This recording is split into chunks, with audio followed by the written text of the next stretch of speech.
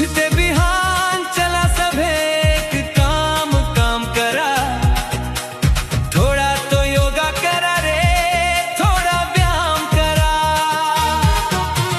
मन खुश रहे तो सब पल खुशी रे, तन सुख रही जे सबे ठन सुखी रे।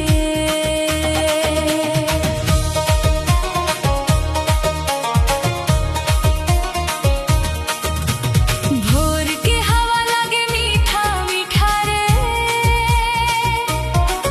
चिड़ै चुरगुन गावे गीत पीरिता रे। सूरज के किरण ले अंजोर धरा, थोड़ा तो योगा करा रे, थोड़ा व्यायाम करा।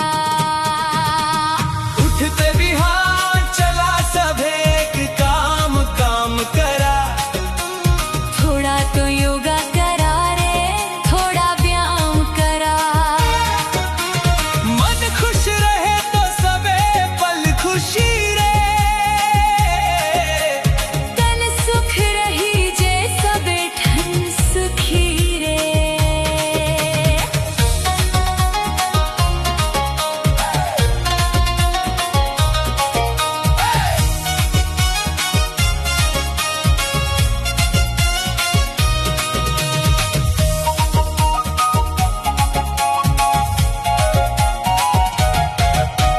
दौड़व रे संगी तन के बल बढ़ावव, आलस के छोड़े नवा जोश जगावव। नित दिन यही